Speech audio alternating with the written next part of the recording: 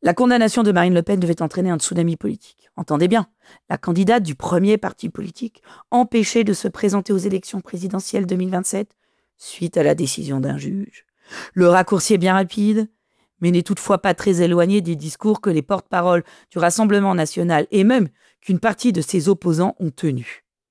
Prévisible depuis les réquisitoires, le jugement n'a rien eu d'une surprise, mais la confirmation par le tribunal de l'exécution provisoire de la mesure d'inéligibilité pouvait s'apparenter à un chien dans un jeu de quilles, avec la possibilité de rebattre totalement les cartes.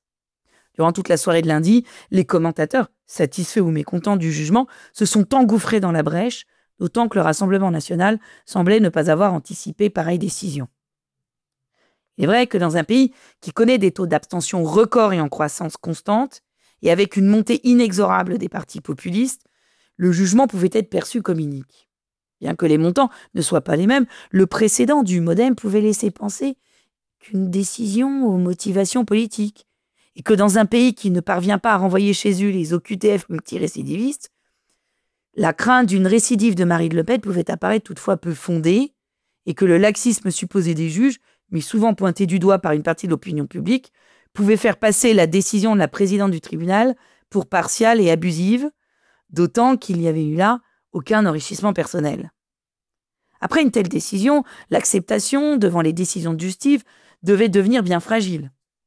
Et bloquer la possibilité de Marine Le Pen de se présenter aux élections présidentielles était aussi prendre le risque que ce qui ne se joue plus dans les urnes se joue dans la rue, et donc de favoriser une option plus radicale.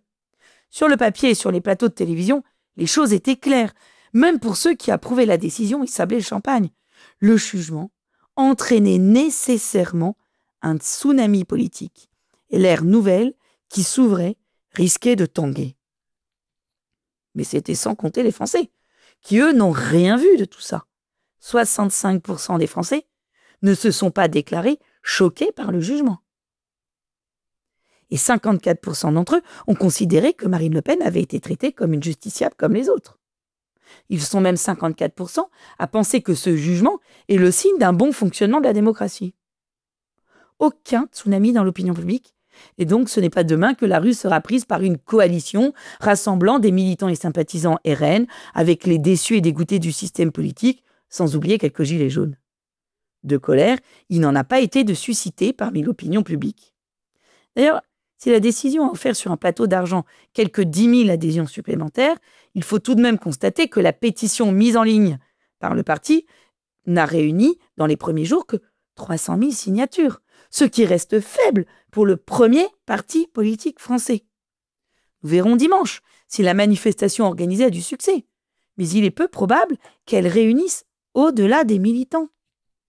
Aucun tsunami donc, juste une petite vaguelette qui a animé et fait frémir les commentateurs. Ce que nous disent les sondages, c'est que le Rassemblement national a achevé sa mue et qu'il est devenu un parti comme les autres, qui lui aussi a mis la main dans le pot de confiture et s'est fait pincer, et que sa condamnation est bien le signe de sa normalisation. Et les Français ont bien raison, ce jugement ne changera rien, du moins pour le moment. Marine Le Pen n'est pas obligée de démissionner de son mandat de députée. Elle peut donc rester le leader incontesté de son parti. Les cartes du jeu politique ne sont pas rebattues. La décision de la Cour d'appel d'avancer la tenue du procès en appel n'a fait que confirmer la stabilisation du jeu politique. Là où la décision en première instance assumée revendiquait même son impact politique, la Cour d'appel s'assure, elle, de ne pas perturber ce dernier. L'appel aura bien lieu avant les élections présidentielles. Et là seulement, si le jugement est confirmé, si la mesure d'exécution provisoire est maintenue, là alors, le tsunami pourra être sans commune mesure. Mais d'un autre côté, la décision, elle, sera beaucoup plus difficile à qualifier d'injuste. Enfin, je dis ça, je dis rien.